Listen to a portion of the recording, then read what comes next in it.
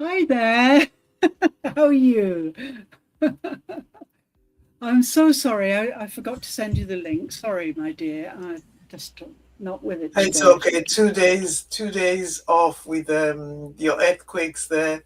Yeah, Surprised no how internet. efficient they've been getting everything together in such a short time. Because it was quite a big Yeah, earthquake too, wasn't it? And it was yeah, level 7, very big. But yeah, it's 1,000 kilometers away. But nevertheless, we were you still disrupted. feel it. Yeah, you still feel it. Mm. Yeah. Yeah. Anyway, we made it, so that's good. That's good.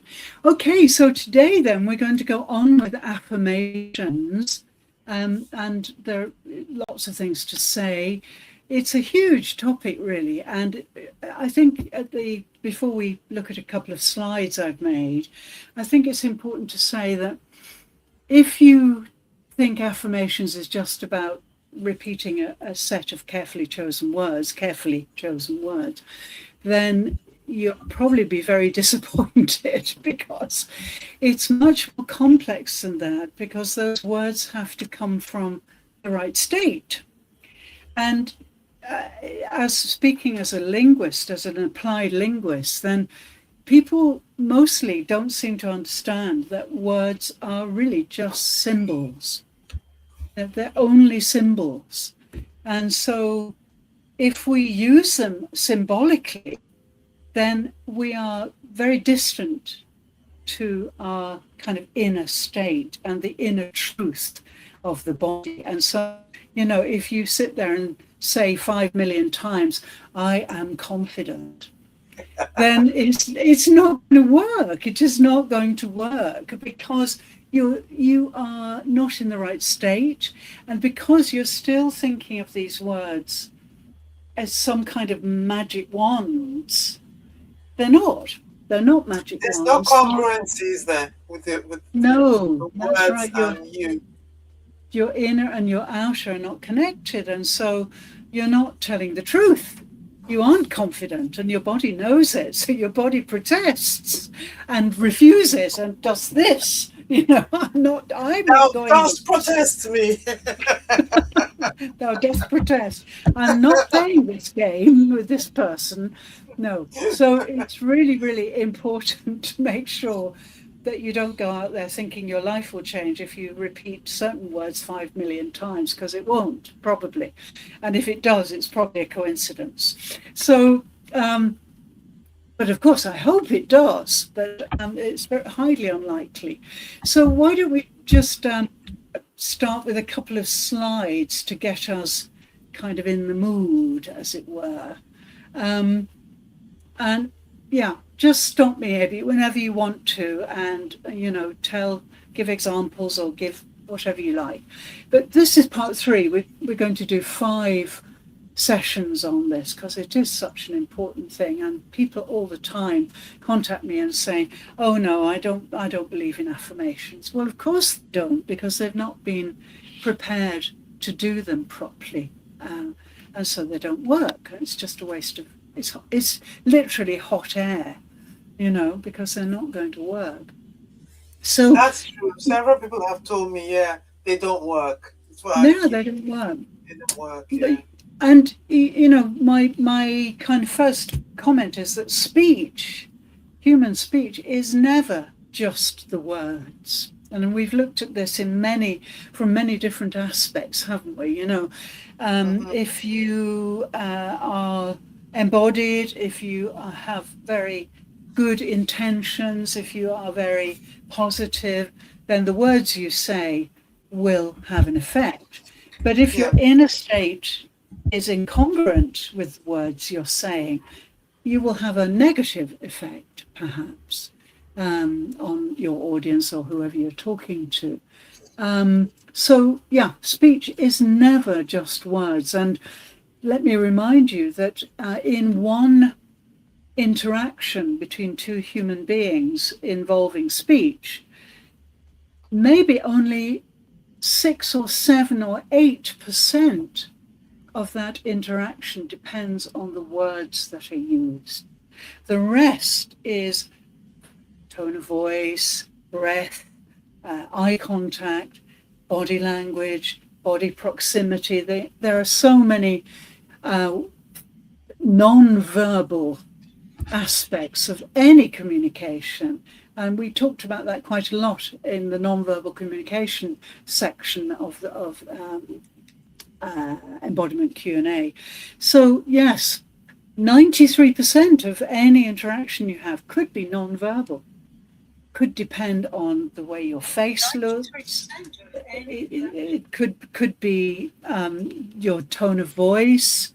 It could be that you are emitting some kind of chemical that puts people off. It's all sorts of non-verbal things. So a lot of embodiment then is dealing with that 93% in many, many different ways, many aspects of embodiment practice, so that when you do choose your words, and they are the right words, they have a huge impact. And of course, that's what we want. We want leaders to lead successfully. We want teachers to teach successfully. But so often they are not successful because they are not in tune with the words that are coming out of their mouths. So, speech, it's all up here, isn't it? It's all intellectual, which is important when you're teaching. I suppose, but then if your body's not really believing, and it's all there, and there's no congruency, then it comes across to people listening. So they're getting the knowledge, which is great, but they're probably not getting the whole experience of what they're learning. That's right. And actually last week we were talking about receiving. Yeah, we need to be able to receive. Now you may say, oh, but why do I need to receive if I'm speaking? But you do, because if you are only on transmit, then you're not picking anything else up. And we can see that that's happening with people. They stare, their eye contact is very kind of prominent. They are clearly really forcing through, pushing through tension and performing to try and get an impact, to try and make an effect. And of course, that doesn't work. And we can look at, I've worked with quite a lot of actors. Very often when they learn the craft of acting, their teachers notice things that are stopping them from being authentic. And in one case, someone we know quite well, a Japanese actress called Minami Usui, who became a Broadway star, even though English wasn't her first language. She said very clearly her first acting lesson was amazing because she used to wear her hair really down over her forehead because she was very embarrassed about having a high forehead, which many Japanese people have. And I think it's extremely elegant. But anyway, she hated it. So she would bring her hair right down to cover it all. So the very first time she met her acting teacher, her main teacher in New York at the drama school, he picked her out and he said, Minami, why are you covering your face with your hair when you are so beautiful? And she is very stunning looking. Minami was so shocked, and she kind of took a pace back and said, but I always wear my hair like this. And he said, well, then not really being yourself, are you? Because your hair isn't who you are. Your whole face is important when you're an actress. So she immediately pulled her hair back, smoothed it all down, and he said, that's it. Nice to meet you. And he really made it feel as if it was the first time he'd met her, because she was now being authentic. And as an actress, she said very clearly, I had the wrong idea about acting altogether. I thought acting was taking on some other role, some other person's character, learning their character, imitating it. And of course, there is some of that. But at the base, actors are successful because they are authentic, because they're being authentically themselves.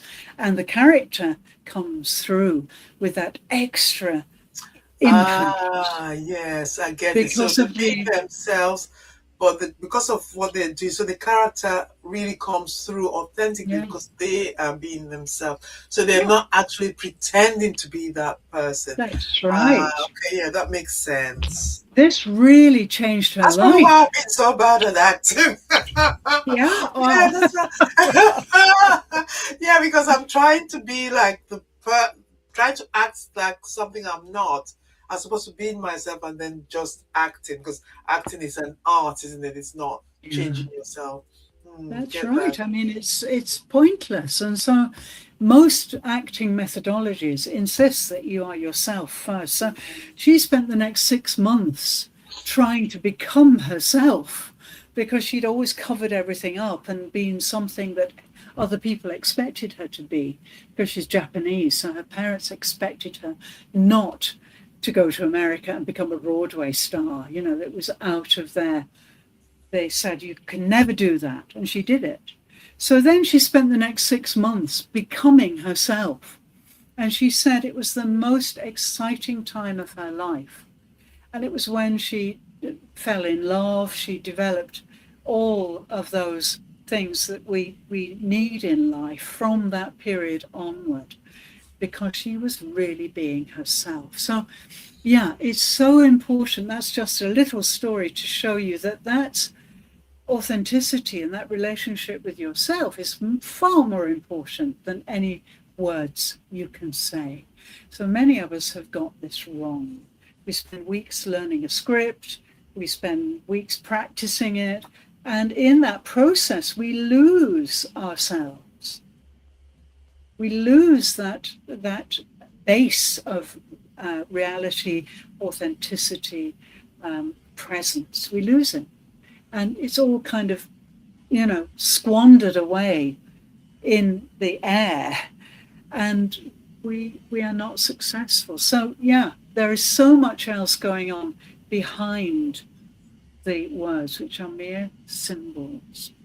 So yeah, we choose words. I mean, think about the songs that we like. I was thinking of Lazy, Hazy, Crazy Days of Summer. You remember that song?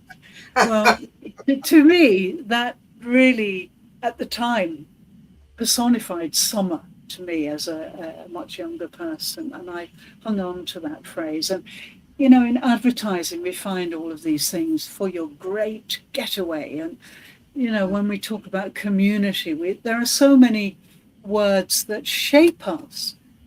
Advertising is bombarding us all the time.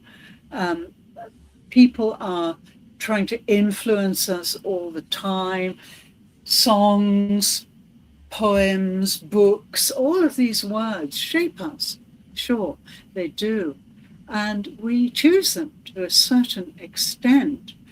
But what we don't do is remember that they may be attractive words, but they are not reality. They are symbols. Once we start to go into the body and start to get beneath those words that we've chosen, that we like, that we associate with, then we really start to get to the nitty-gritty of why those words are important to us, why we choose them. And of course, a lot of that has to do with vibrations. The certain vibrations in a song may really gel with your own vibrations as a person, your energetic vibrations, because everything and everybody is giving off vibrations in our universe. And so you probably link with these things because they appeal to you from a vibrational point of view. And that's okay. But what we have to do is remember that is only one level of the attraction to words that we have. We have to burrow below that to find why those vibrations actually mean so much to us. And of course, we can do that through embodiment training. And this, I think this is really the key to affirmations. You know, if you choose certain words like, I am shining with confidence, or something like that, then those words may be very attractive to you. But what's underneath them? And it's that we need to get in touch with before we can say, yeah, this is the affirmation I should choose. And another thing that people do is take on other affirmations. You know, if you've read The Secret. Oh yeah, other people's words. Yeah. Yes. Which might mean different things to them than to you. Yes. So in The Secret, which everybody thinks is going to solve their wealth problems, there are many affirmations, you know.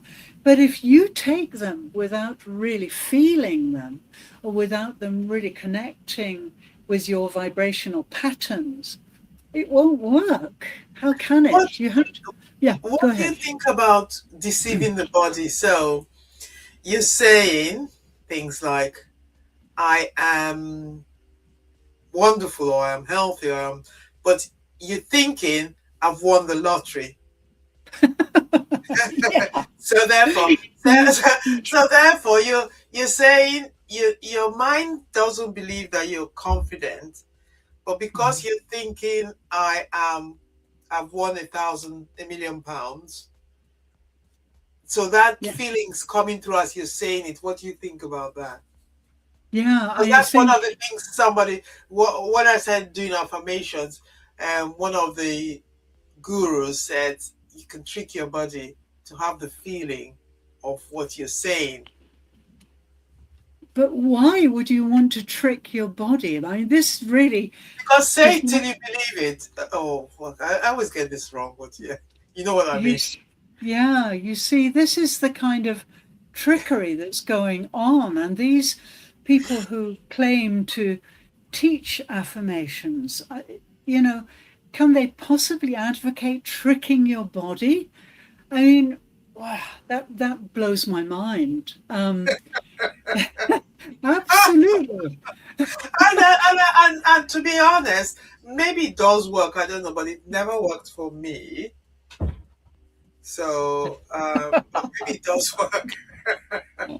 Because you feel good when you're saying it anyway. So you come out of that melancholy, or maybe change your state by movement. So you can change your state by sudden movement, either dancing or something. So if you're feeling sad, you can go into joy, and then you can say, I am confident. And then, so I don't know. Yeah.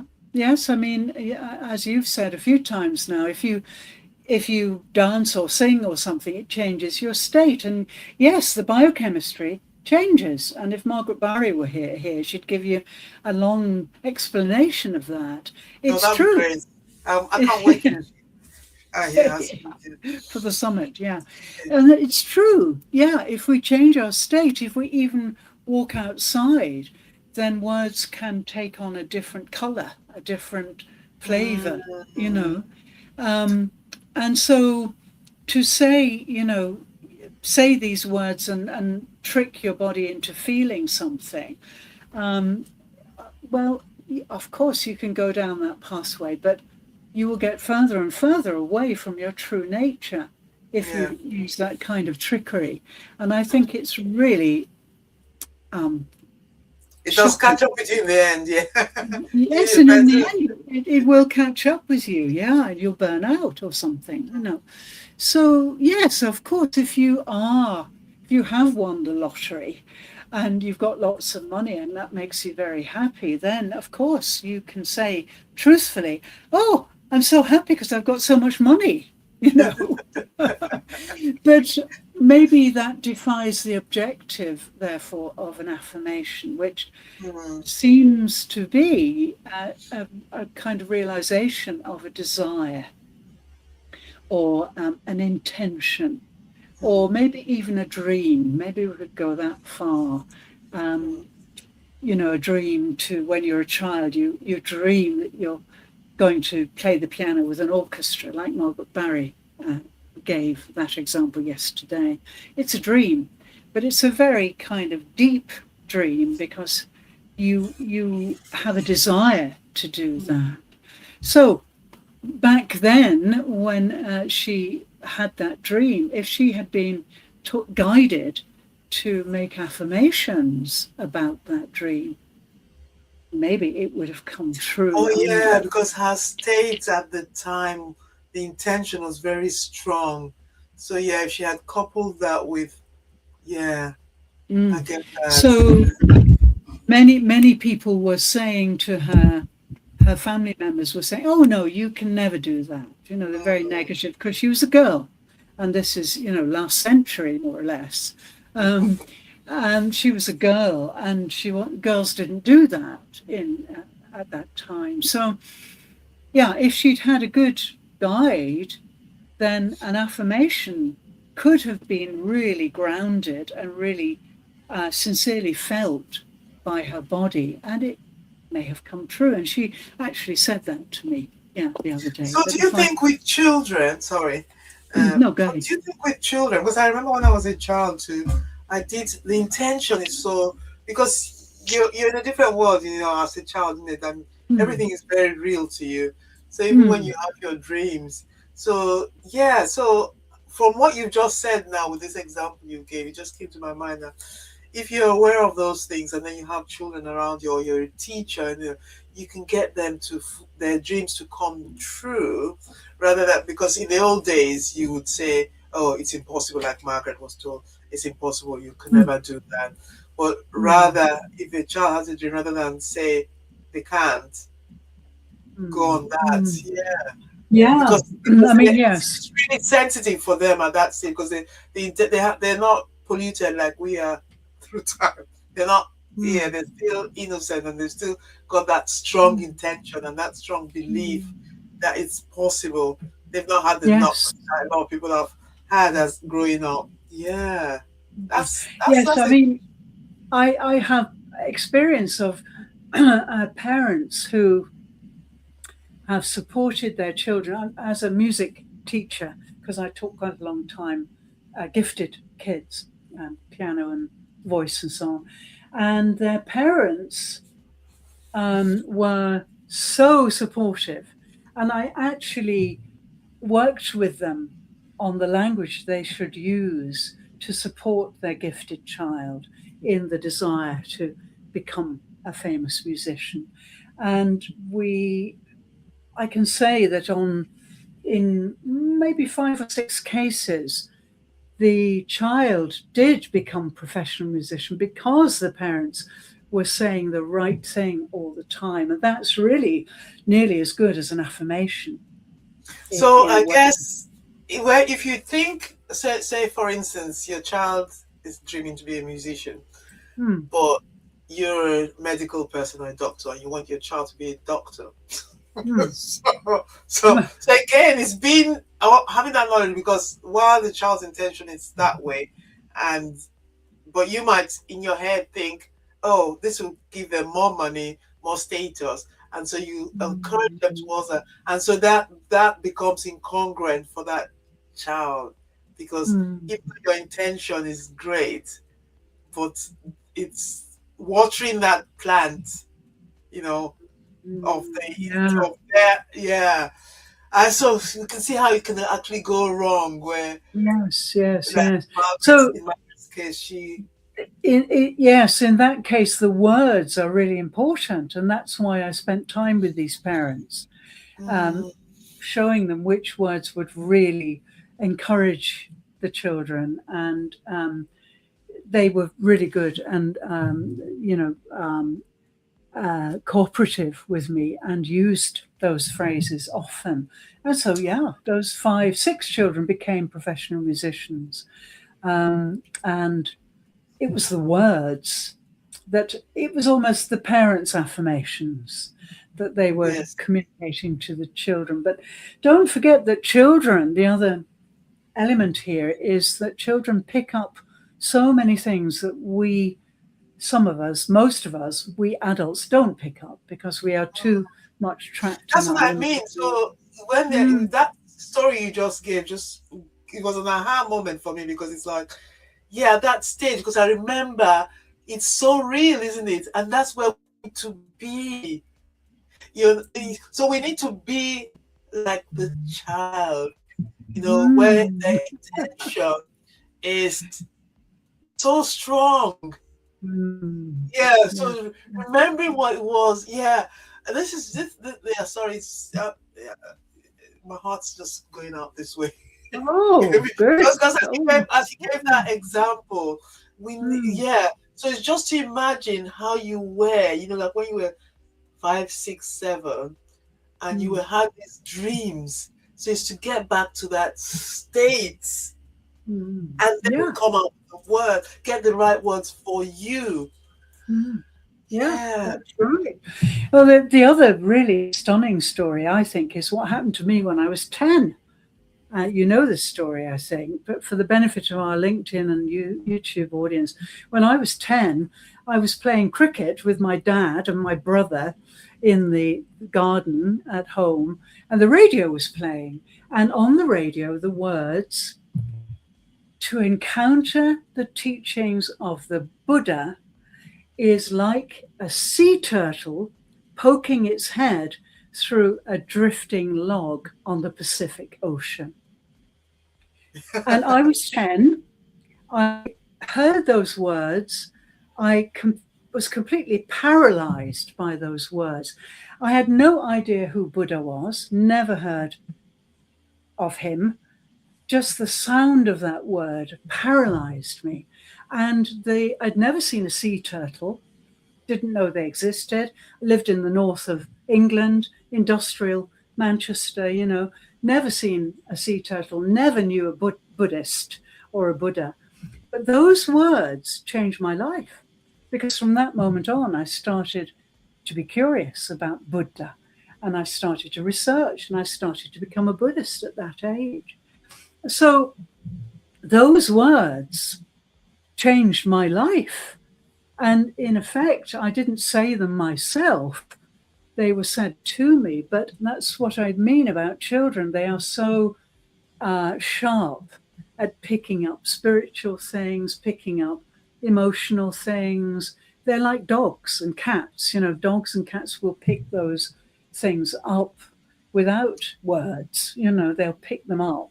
So the And so, message here is for us to go back, remember that state, and recall that when we want to make affirmation, so that we're in that state, because we've all been there. mm, mm, In that yeah, state, that's the state we need to be in, of a yes, 5, 6 year old, even a 10-year-old. yeah. And then thank you for that, because that's really highlighted me, because it's kind of like people say, oh, you can trick your body, no, you don't need to trick your body, you just need to remember. No, You you just do need to not. And also, Ebby, that's a really good point, because when you're 5 or 6, you're not yet socially conditioned, probably. Maybe just be starting. But, and probably if you're a girl, you're already starting to act like a servant. But, but, but that state, that purity, that pureness, that absolute 100% contact with your true nature. Yeah, those are the years we can really realize our dreams, and people do, certain Mm. figures have said this, that when they were children, they wanted to do this and they did do it. So it can become a self-fulfilling I don't know prophecy. who was it that told us. Was it one of us? And he had a little car somebody gave him. He had a car, and he put that car as a child, and he put that car down. I think it was a big car, an Aston Martin or something like that. And he's achieved that. So he had that car. He was given, I think he was about 8 or 9 years old, and he had that all in his intention from that age, and Mm. now Mm. he's achieved He's it. got it. So the takeaway today, even if you can't take anything away, is that remember how you were Mm. and your dreams when you were 5, 6, 7, 4, whatever age you Mm. were, young Mm. child, Yeah. and Yeah. remember those things and be in that state. Get yourself to that state because it's there. We've just forgotten. Yes, that's right. And that's what Lodestone does. The Lodestone, through that practice and through, yeah, so, if you imagine going back to being 5 or 6, you can't do it overnight. You Hmm. can't do it by just changing your mindset. You Hmm. can't.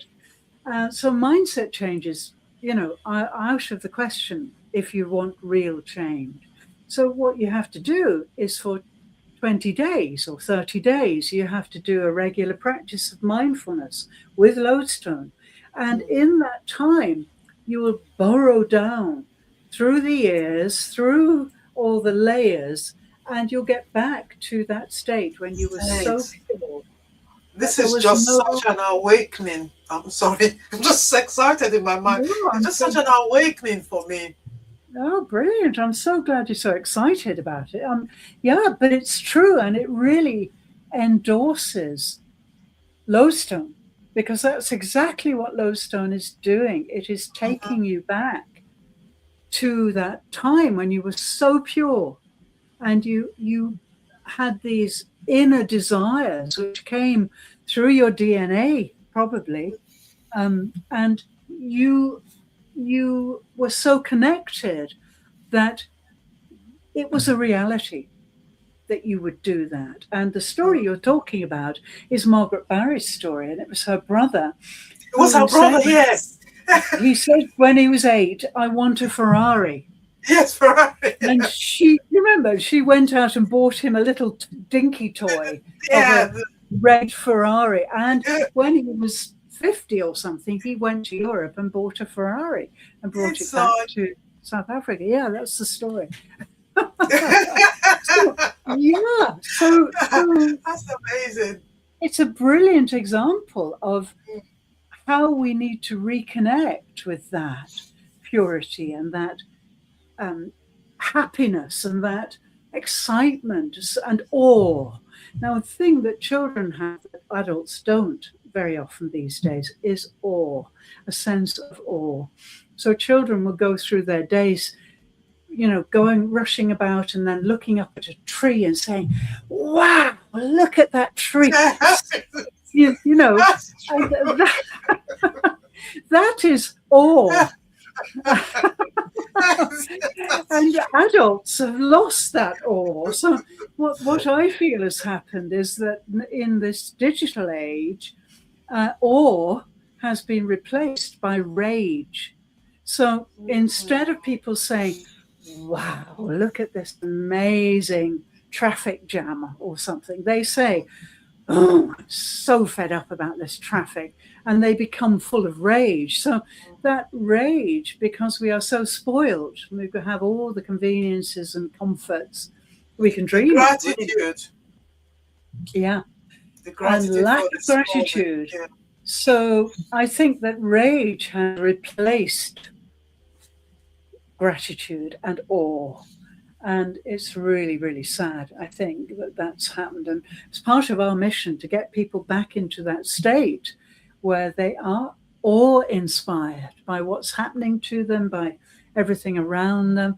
What a glorious way to live, being really, truly so inspired what is in your environment and what you're feeling about it. I can't think of a better state to be in than your average child who is so consumed with happiness and joy and carefree, and no bills to pay. No, Mm. they epitomize the true nature for me. And we Yeah. can go back there. We can Yeah. go back, and Lodestone will take you back there in 30 minutes. So this is a brilliant conversation. We've gone a bit off affirmations, but But it's it's all all doing that linked. because you were talking about state, isn't it? So it's linked. It's about Yeah, getting to state. And I think one of the things we've learned about state is that we can get back there. And then if you remember how you felt at that age, that's what we need to be aiming for. So Yeah. it's not off topic. I mean, it's off the slides, but it's still Yeah. not off Yeah. topic. Okay. All right. All right. Yes, but exactly. I mean, it's a great example for people to try to recreate or uncover that childish joy of living. And every moment is exciting when you're a child, mostly. Or it could be a drama, but whatever it is, it's very exciting Yeah, always. they For make most, it exciting. yeah, for most children. Even hard, even what we might perceive to be, yeah, for most, yeah. Obviously, there's some that are really Yeah, suffering. But yeah. most. No, I think it's a really important way. You know, some people say to me, "Oh, yes, I've got to feel these words. I can't feel anything." Somebody the other day said to me, "Okay, let's go down to the base of your spine, and there we can find gratitude. Gratitude for every single breath. It's a state, it's not a metaphor, it's not a group of words, those are symbols. The state of gratitude starts way down in your gut. Can you feel it?" And she said, "No, I can't feel anything." So persuading people who are numb, and many people I think are numb these days, that if they remember their childhood and the joy and excitement of their childhood, that may well start to generate the ability to And connect with it's to feelings again. pull out the positives, because some, or at least most people have the positive and negative while growing up, but it's to pull out, which is where gratitude comes in, to pull out the positive side, the silver lining, Mm, um, yeah, because that's yeah, what yeah. will benefit us. That's what benefits you. Pulling out the negatives doesn't really benefit you, so there's no point pulling that out. Yeah. Very true. So, yes, out there, if you're having trouble feeling things, just take yourself back in your imagination to your childhood and think about the joy of Christmas, for example. Mm. Think how Or running around with your exciting. friends, or like in poor countries, creating a car out of cardboard box and throwing away tires. Sorry, I used to Yeah, see children doing that when I was growing up. They'd get tires yeah, that people had thrown away and stuff, and they got blocks and planks and stuff, and they'd create a car, and then they put somebody in there and they push them, and they just create it great. from rubbish that they pick around. And then I remember that Absolutely. I now, mean, because I was fortunate that got my parents could buy stuff for me, but there were children around who couldn't afford that, and they make this. And now as an adult, I look and I remember in my mindset, I see the joy. You know, they make fun out of it, and they build all this stuff, and yeah, even though their lives, maybe they didn't have enough food and stuff, but they still had fun. And that's the yeah, joy of children, is it? They find a yes, way to have fun. yes, absolutely. Yes, as we're always saying, we don't play enough as adults. We're far too serious. We have to play, we have to laugh, we have to have Yeah, fun. remember Mm. play. And play is a good place to make affirmations from, Mm. really. Um, yeah, brilliant example. It's great. So let's just go on a little bit more, see how many more of these slides you might be able to just have a quick look at. So, yeah, now the other problem with affirmations is that many people, as I mentioned earlier, don't use their own words. They choose words that have worked for other people, like in The Secret, in the example of the book, The Secret. Well, it won't work, most probably. I mean, it may coincidentally work, but most probably it won't. So, who chose this affirmation? That's a really important question for you to ask yourself. Did you get it from a book, from a teacher, from a social media platform, or from your own experience? And for me, the affirmations that have worked with my clients and students and so on have come from directly from their own experience, not what other people said, to them, not parents, not family, maybe peers, but mostly their own experience. And so it becomes really vitally important that we directly experience life. And I think that's what I really mean when I talk about getting to the right state to practice your affirmations. If you're directly experiencing your life, then you are in exactly the right place to Yeah, because create you could be affirmation. saying, I am wealthy, right? Mm, So meaning I want £1 million, right? mm, But maybe your journey to get there, your own experience to get there is, for instance, confidence. So is that the affirmation you should, that will get you to the £1 million? So it's like finding out for you where you're at, because it's not a time. I think another thing, maybe you'll come on to this, is the time limit we put on ourselves too. So I yes. want $1 million by December 2026, and your body is Yeah. definitely going to say, "Oh well, Yeah. you're No, you're cuckoo land." that's right. Because the body doesn't work in the future or the past. Those are Okay, intellectual concepts. The body only works now and yeah. here. And so that's essential if you're going to really get your £1 million. And very few people, very few millionaires. I know one millionaire, well, he's a multimillionaire. I spent a year with him learning about his marketing methods. And Michael Cheney is his name.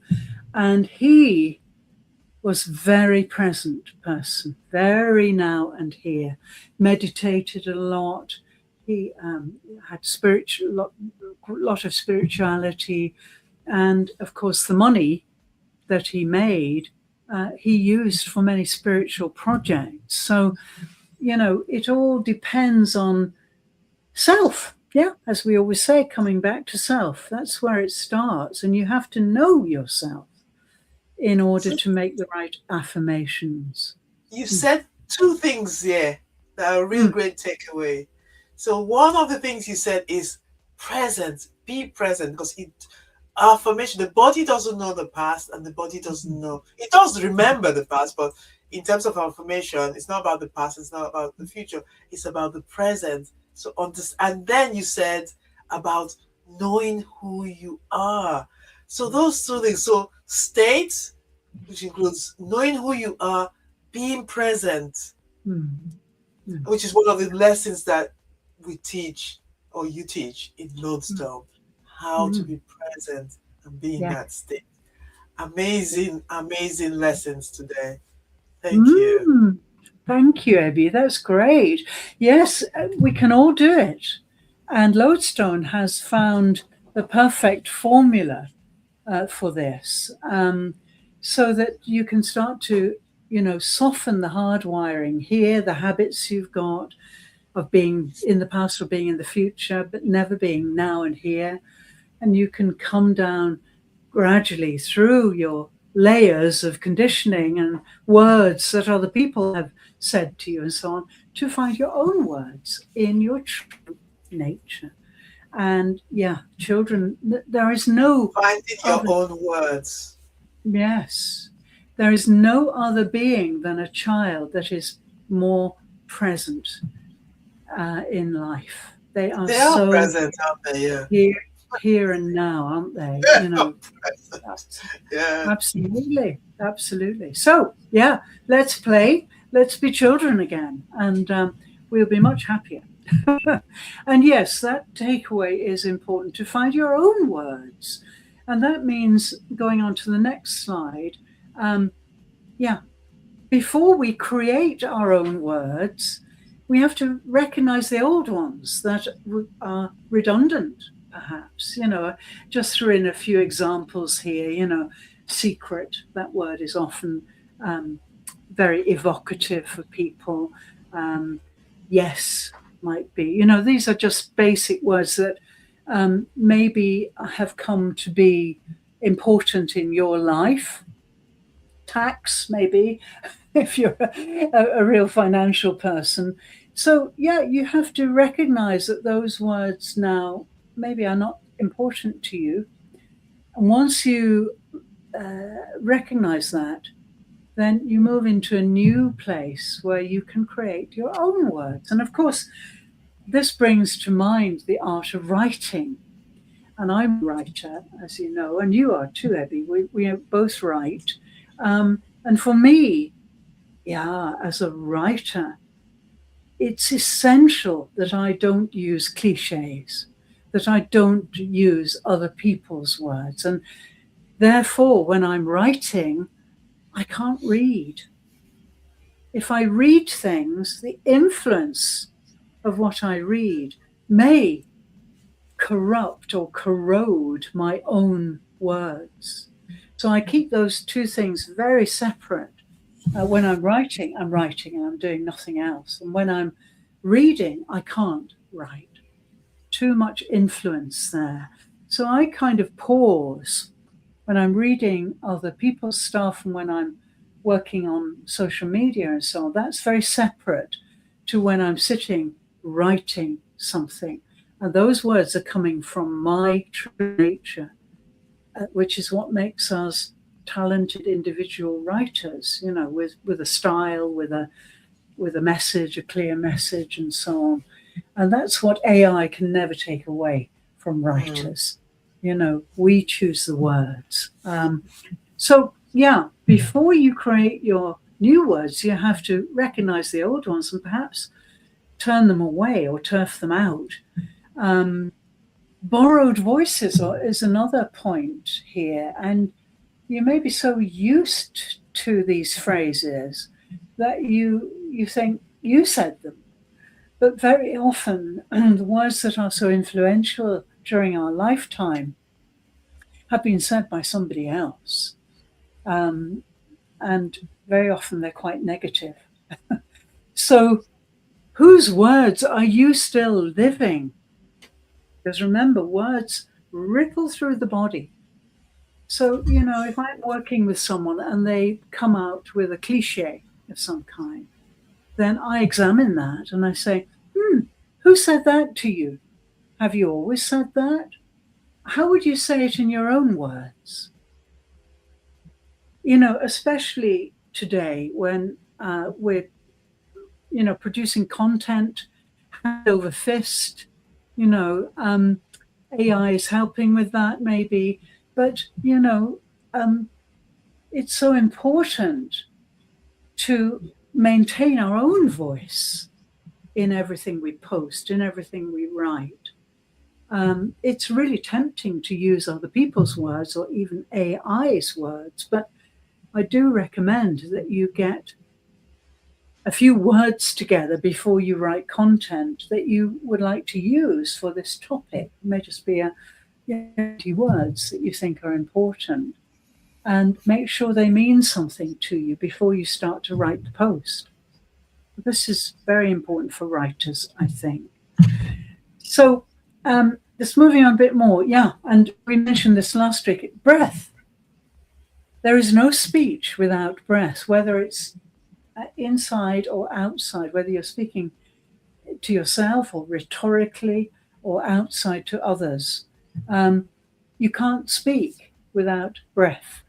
So therefore, if you exhale and pause, then you receive. That's when you receive and you become present. And then you can speak. So if you're trying to create your own affirmations, first of all, try and practice breath before speech so that you can really become present in everything you say.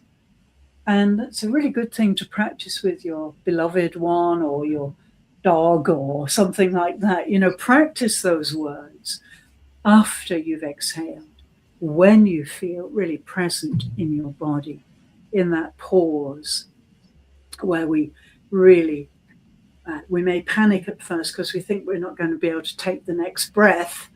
But after a little practice, you'll feel really comfortable and grounded in that pause.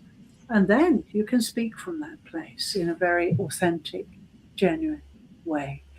So I think it's very important to remember breath. Um, yeah, and truth.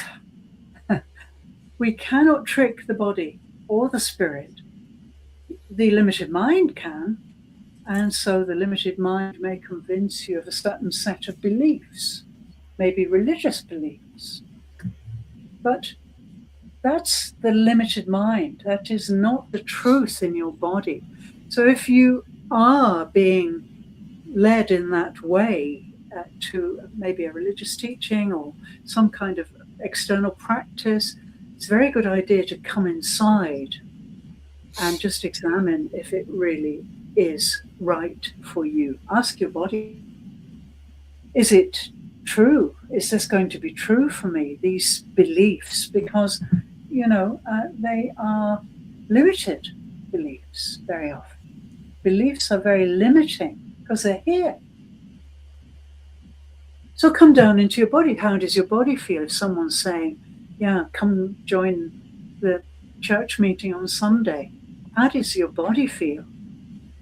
And then we've also got people pleasing. So then you say, oh, yes, I'll come on Sunday because you want to please that person. But then you have to be aware of that and say, no, I'm not going to please that person. If it doesn't feel right to me, I'm not doing it.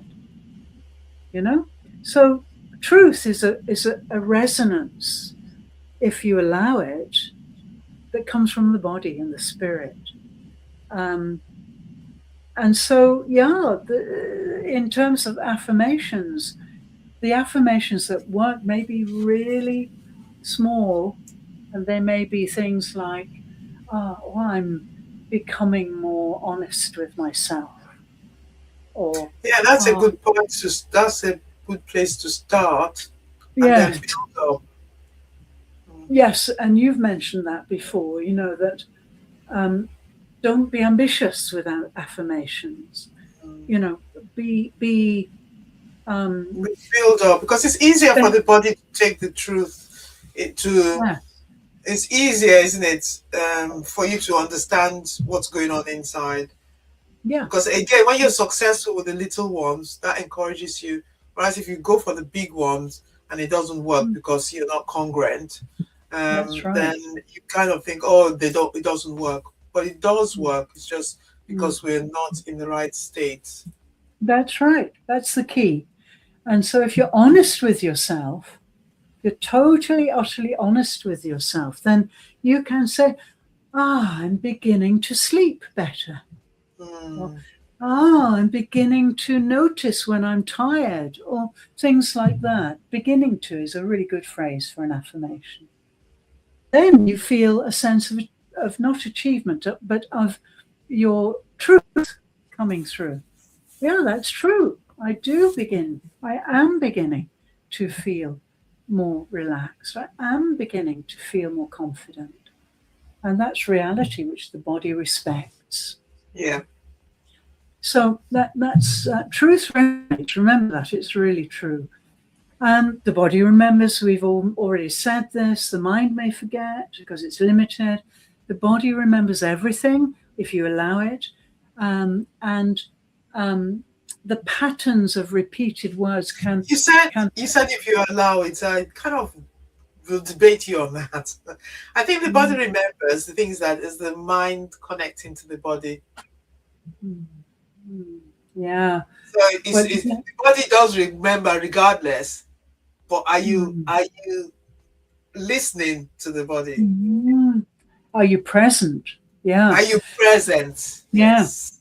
Yeah. So if you're present, then what your body recalls, like a moment ago when you got really excited about being a child again, your body really... Yes, my body got it, yes. Your body really resonated with... I remember I used to be called a dreamer.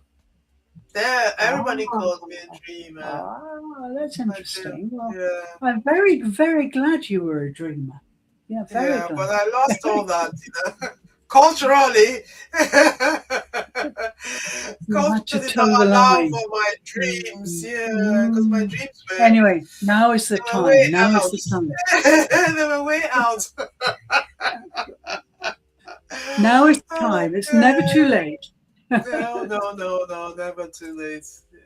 So yeah, just to we're running out of time as usual, but yeah, just to remember that speech, what you say, is very creative. It Mm. creates things. It can create lots Yeah. of things.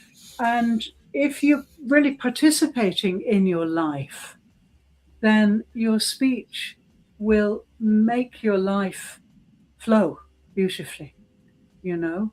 Um, and therefore, it's really important to speak with care, especially when you're speaking to yourself. Mm. Um, be self compassionate and remember that every word counts to your body and your spirit. And so it's really important to um, make sure you're participating in your life and then allow your speech to create things in your life for you. So, in that way, it's very similar to visualizations. You remember the spider, that we can visualize our day ahead like a spider spins a web.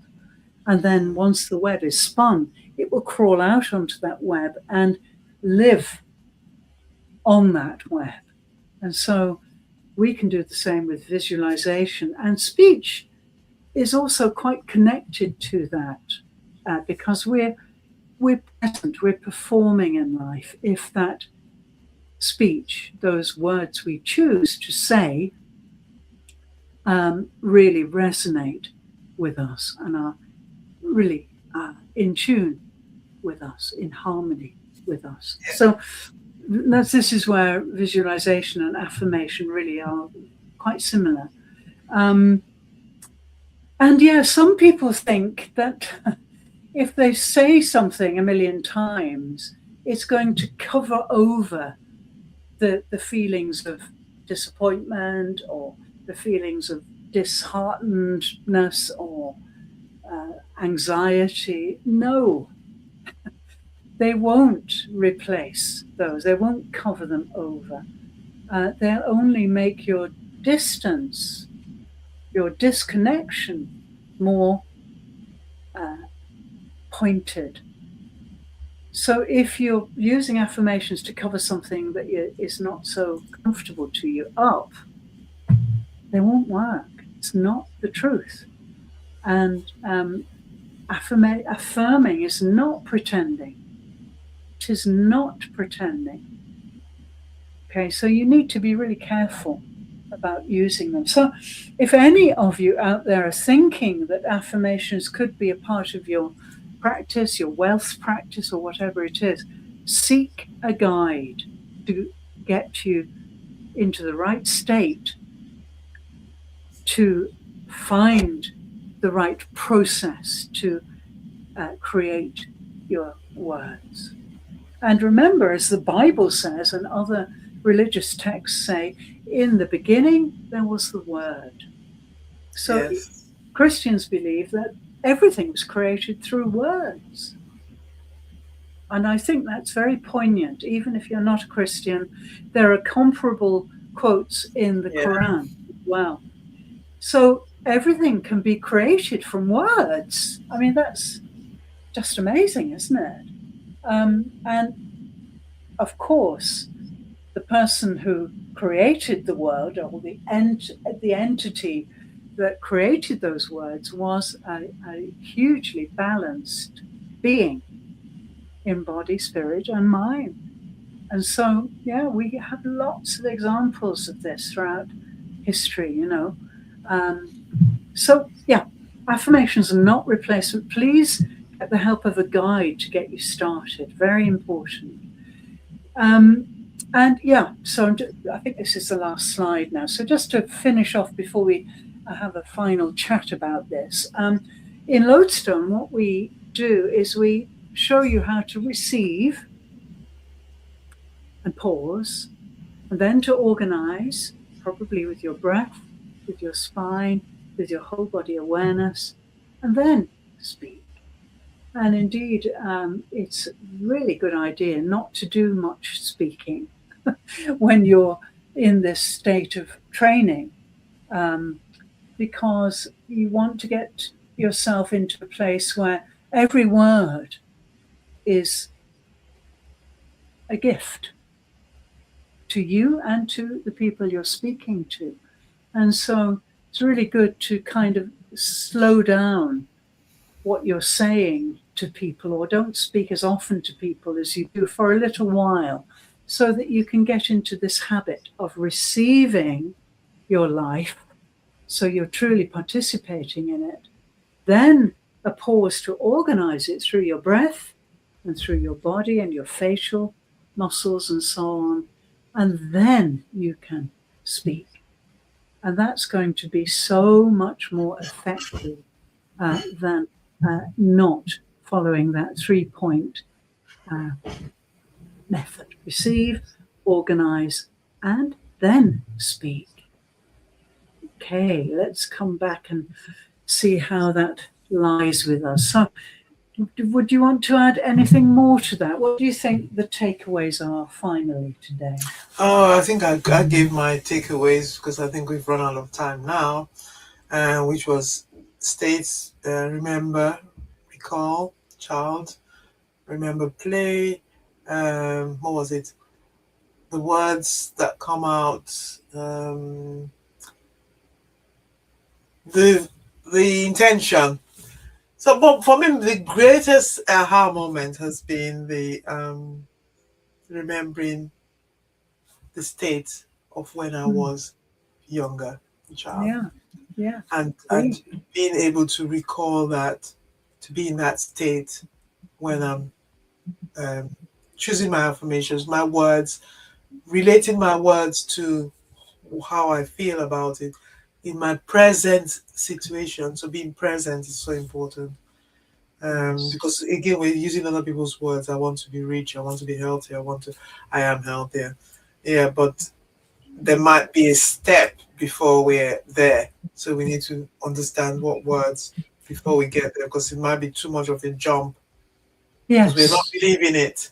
You're Yeah. not there Yes. believing it yet. So you might have to meet your body, your truth halfway. Your the intellect might have to go halfway rather than just go to that, because if there's no congruency, then it's not going to work. Yeah. Great.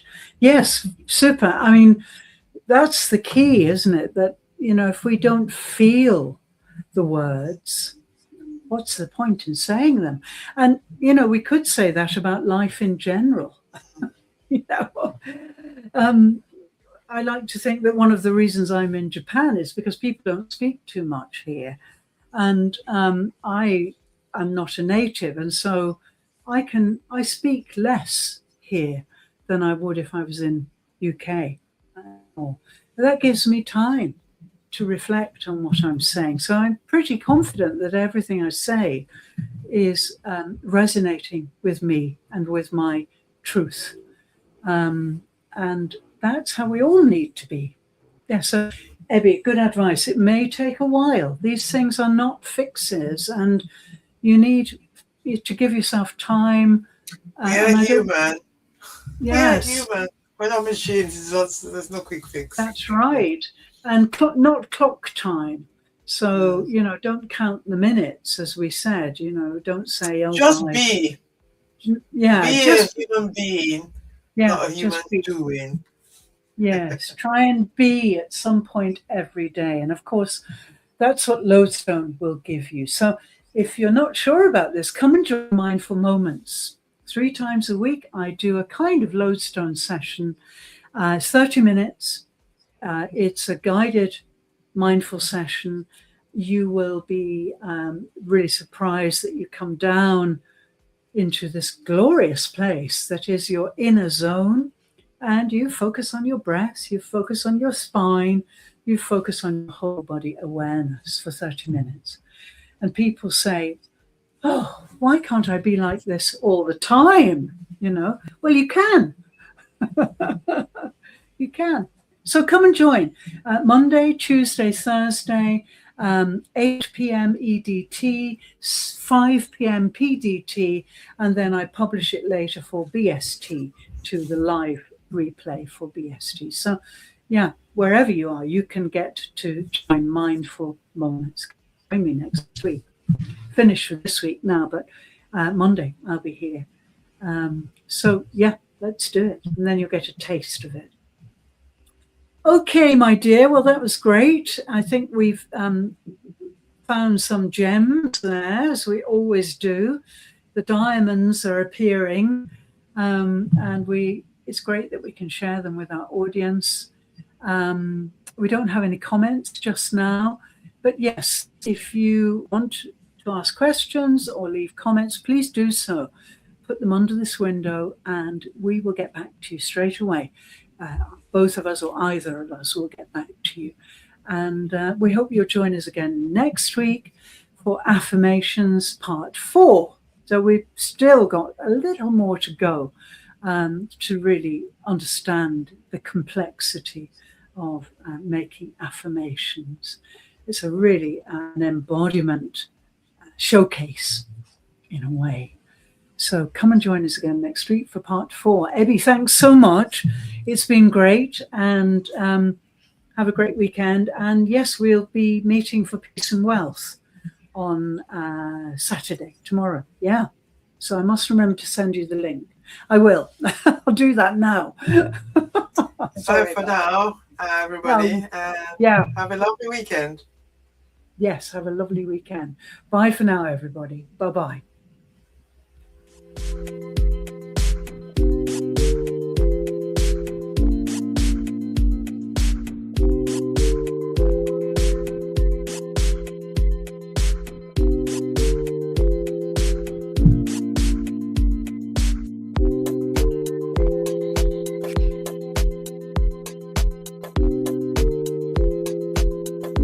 Right, are we finished?